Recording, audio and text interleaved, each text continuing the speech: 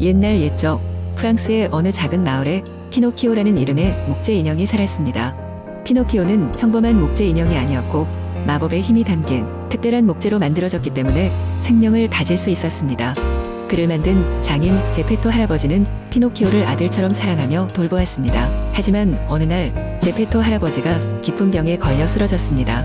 제페토 할아버지를 구할 수 있는 유일한 방법은 마법의 숲 깊숙한 곳에 숨겨진 생명의 물을 찾는 것뿐이었습니다. 피노키오는 제페토 할아버지를 구하기 위해 용기를 내어 마법의 숲을 찾기로 결심했습니다. 피노키오는 모험을 시작하기 전에 여러 친구들과 작별 인사를 나누었습니다. 그의 친구들은 빨간 모자 소녀와 슈렉 그리고 각오 일들은 피노키오의 용감한 마음에 감동하며 응원의 말을 전했습니다. 잠시 후 피노키오는 마법의 숲으로 떠나는 모험길에 올랐습니다.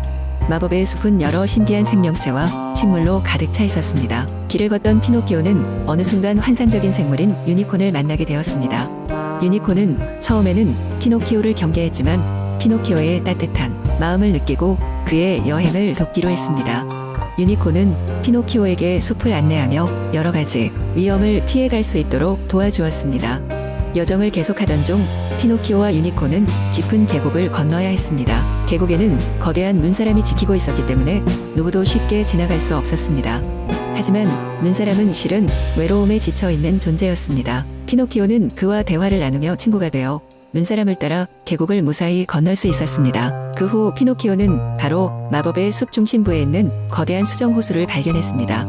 호수에는 아름다운 물의 요정들이 있었고 피노키오는 그들에게 제페토 할아버지의 이야기를 하였습니다.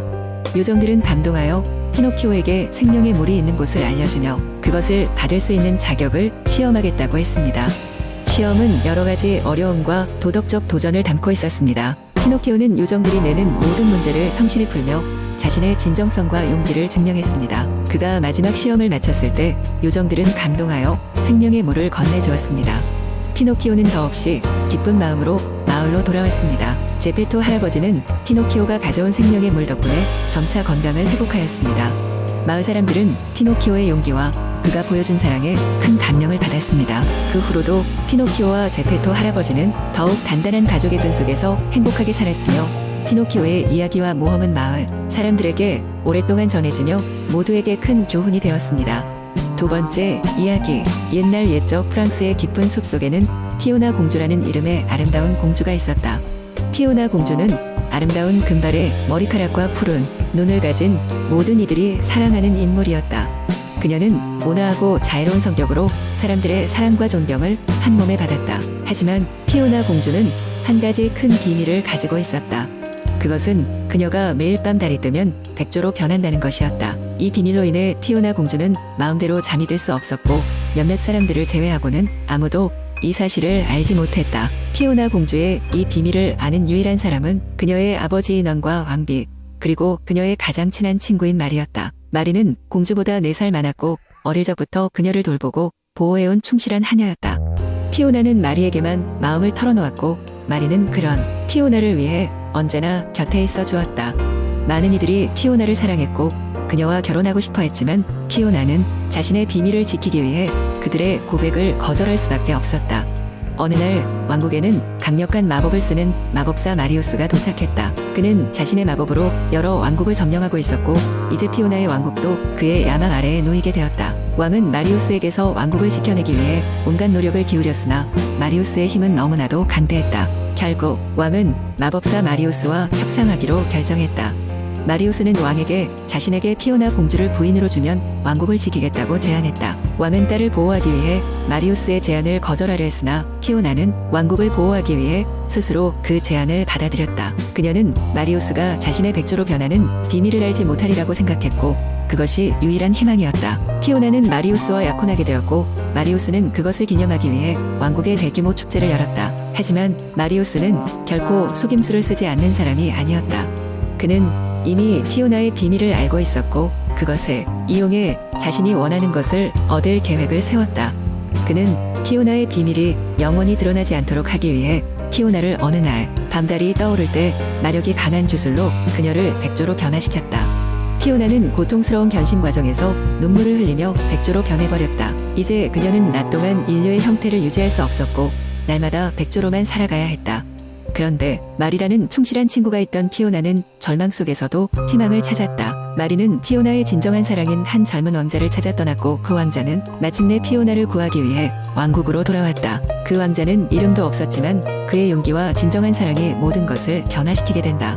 그는 피오나의 백조 저주를 풀기 위해 여러 가지 어려움을 겪으며 모험을 떠났고 결국에는 마리우스 마법사의 지팡이를 부수어 저주를 풀었다. 왕국은 다시 평화로워졌고 피오나는 본래의 모습으로 돌아와 왕자와 결혼하게 되었다. 왕과 왕비는 그들의 딸이 행복해지는 것을 보며 기뻐했고 왕국 사람들은 다시 한번 왕국의 평화를 찬양했다. 피오나는 마리에게도 깊은 고마움을 표시하며 두 사람은 영원한 친구로 남았다.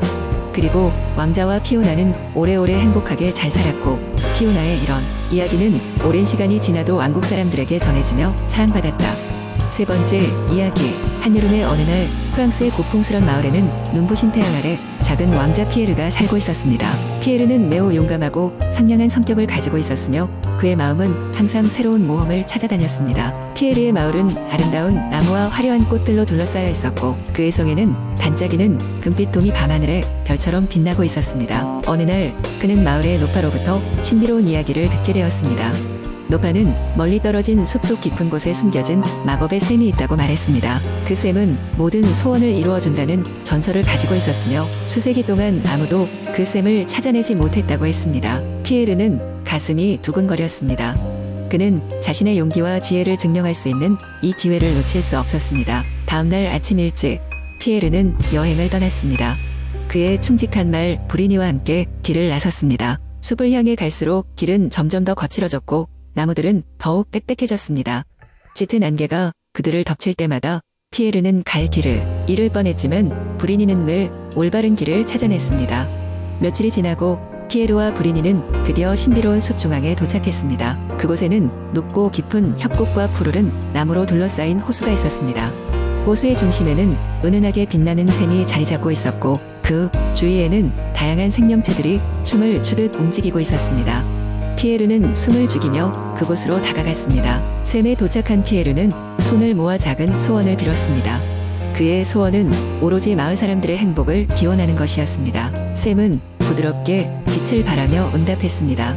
그 순간 마을에는 갑작스런 변화가 일어났습니다. 오랜 병마에 시달리던 사람들이 건강을 회복하고 메마른 땅에서는 싱그러운 불이 솟아났습니다. 피에르는 자신의 눈을 의심했지만 그 장면이 마법의 샘의 힘임을 깨닫고 깊은 감사의 마음을 가졌습니다. 피에르는 마을로 돌아와 마을 사람들에게 샘에 대한 이야기를 들려주었습니다. 그의 모험은 전설이 되었고 사람들은 피에르를 영원히 기억했습니다. 그리고 그 마법의 샘은 영원히 사람들에게 희망과 용기를 주는 상징이 되었습니다.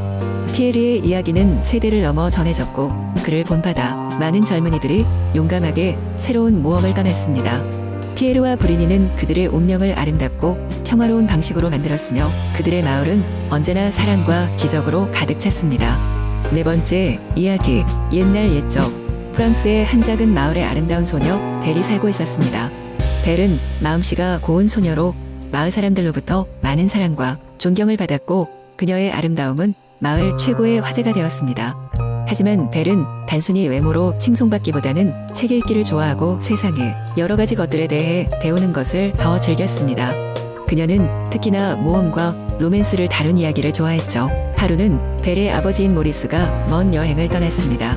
그가 돌아오지 않자 벨은 매우 걱정이 되었습니다. 며칠이 지나도 모리스가 돌아오지 않자 벨은 자신이 아버지를 찾아 떠나기로 결심했습니다. 그녀는 아버지를 찾기 위해 숲속 깊은 곳으로 향했습니다. 숲을 지나는 중에 벨은 어두운 성을 발견하게 되었습니다. 그 성은 무섭고 음침했지만 벨은 아버지가 그 안에 갇혀 있을 것이라는 예감이 들어 용감하게 성 안으로 들어갔습니다. 성 안으로 들어가자 벨은 놀랍게도 말하는 촛대 리니에르와 시계, 코브스워스, 차투전자, 미세즈포츠 그리고 기타 다양한 성의 가구들이 말을 하는 것을 보게 되었습니다.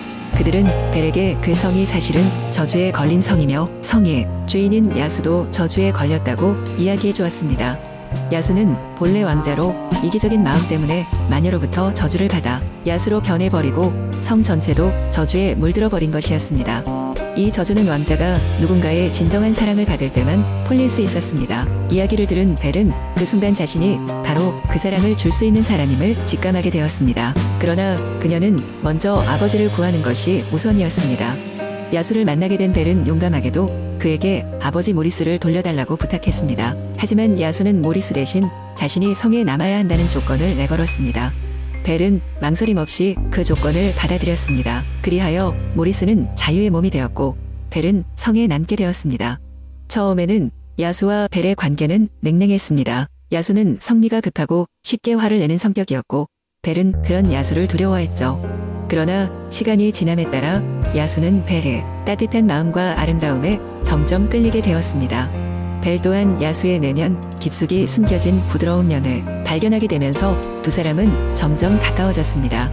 이렇듯 시간이 흘러가면서 벨과 야수는 서로에게 마음을 열기 시작했고 성 안의 분위기도 점차 밝아졌습니다. 이러던 중 모리스가 병이 나서 위험에 처하게 되자 벨은 야수에게 아버지의 곁으로 돌아가고 싶다고 요청했습니다. 야수는 벨을 사랑했기 때문에 이 부탁을 들어주었고 그녀를 자유롭게 놓아주었습니다. 모리스를 돌봐주기 위해 마을로 돌아온 벨은 아버지를 치료하며 행복한 일상을 보냈습니다. 그러나 시간을 함께 보내며 벨은 점점 야수가 그리워지기 시작했습니다. 그 무렵 마을 사람들은 한때 미친 사람 취급받았던 모리스의 말을 듣고 벨이 갇혀있는 성이 있다는 사실을 알게 되었습니다. 그들은 한치의 망설임도 없이 성으로 향하기로 했습니다. 벨은 그 사실을 알고 마을 사람들보다 먼저 성으로 돌아가 야수를 구하려 했습니다. 성에 도착하자 그녀는 야수가 위험에 처해 있음을 알게 되었고 두려움을 무릅쓰고 야수를 구하려 했습니다. 야수는 벨의 용기와 사랑에 힘입어 다시 한번 싸움을 벌였고 결국 마을 사람들을 물리쳤습니다. 하지만 야수는 심각한 부상을 입고 말았습니다. 벨은 눈물로 야수를 지켜보며 자신의 진정한 마음을 고백했습니다. 그리고 그 순간 기적같이 성에 걸려있던 저주가 풀리게 되었습니다. 야수는 다시 멋진 왕자로 돌아왔고 성 안의 모든 가구들도 다시 사람으로 돌아오게 되었습니다. 이들은 다 함께 오랫동안 행복하게 살았습니다. 이후 벨과 왕자는 성대한 결혼식을 올리며 왕국 전체에 행복과 사랑을 전파했습니다. 이들은 서로를 진정으로 사랑하며 왕국을 평화롭게 다스리며 오랫동안 행복하게 살았습니다. 그리고 이 이야기는 오늘까지도 전해지며 많은 사람들에게 사랑과 용기 그리고 희생의 의미를 일깨워주고 있습니다.